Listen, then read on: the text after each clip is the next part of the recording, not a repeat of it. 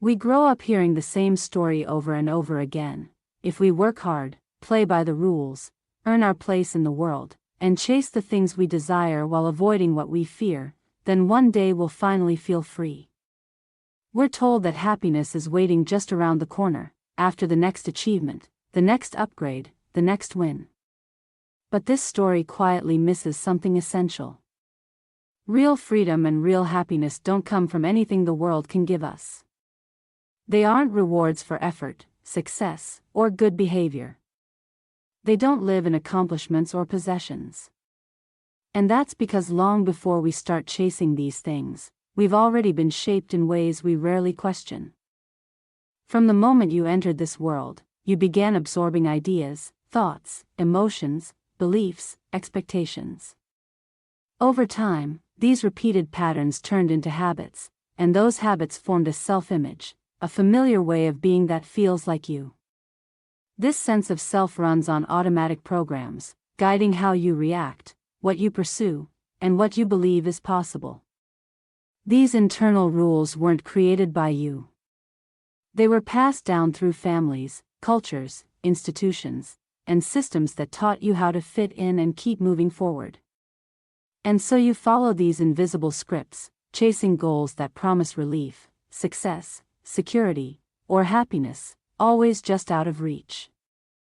You may gain small improvements, moments of joy, or temporary freedom along the way, but something deeper continues to call for attention. And even when those moments of happiness or freedom appear, they never seem to last. They slip through our fingers, and that's because we've been looking in the wrong direction all along. We are creatures of habit, but we're also capable of becoming aware of those habits. And that awareness changes everything. Freedom doesn't come from replacing old habits with better ones, or upgrading our patterns to more productive versions. It's not about optimizing the self. True freedom begins with undoing, with gently unlearning what we thought we were. Because the freedom you're searching for isn't something you need to create or earn. It's what you already are. All those habits, beliefs, emotional patterns, and mental stories, the identity you've been carrying, are not your truth. They're the veil that keeps you from recognizing the love, the peace, and the abundance that are already present within you. What you're seeking has never been missing.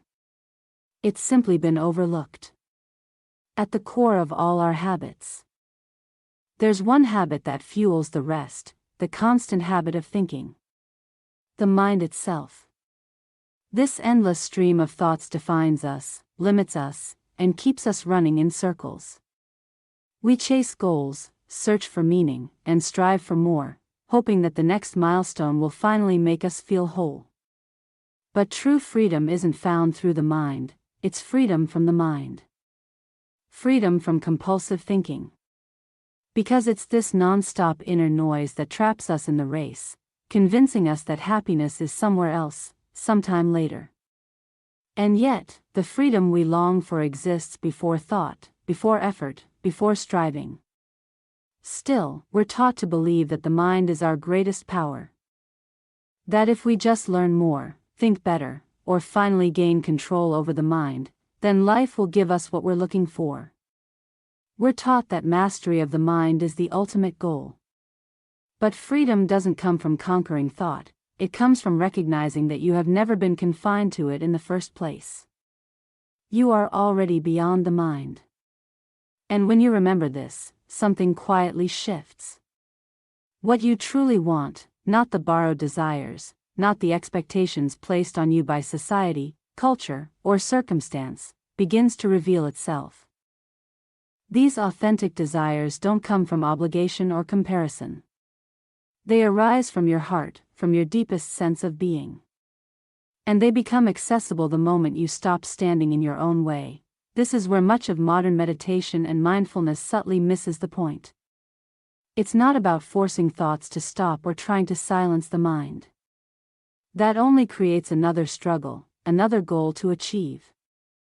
The real insight comes when you notice that thoughts are already appearing and disappearing on their own. If you can observe your thoughts, watch them come and go, rise and fall like images on a screen, then something within you must be aware of them. Thoughts appear, linger for a moment, then dissolve, often without you having to do anything at all. They move like clouds across an open sky, never staying permanently, never truly defining the space in which they arise. That means there is something deeper present, a witnessing presence, a quiet point of consciousness that sees everything unfolding without effort or judgment. This awareness does not argue with thoughts or try to control them, it simply notices. It is calm, still, and unchanged, even as the content of the mind constantly shifts. While thoughts rush, repeat themselves, or fade away, this awareness remains steady in the background. Emotions, too, move through this space. Feelings arise in the body and mind, sometimes intense, sometimes subtle, yet they also pass. Sensations appear: tension, warmth, heaviness, lightness, and then gradually soften or disappear. Everything that can be noticed is in motion, changing from moment to moment. And yet the one who notices remains. This silent observer does not need to react or interfere. It allows experience to unfold naturally, witnessing the full spectrum of inner life without being pulled into it. In recognizing this, you may begin to sense that you are not your thoughts. Not your emotions, not even your sensations, but the awareness in which all of them appear and fade. And that raises a gentle but powerful question: what is it that is aware of all of this? Who is the one watching? The one that is aware of everything moving within you, every thought, sensation, perception, that is your true self. Not the story, not the identity, not the roles you've learned to play, but the freedom that exists before all of that. Before concepts.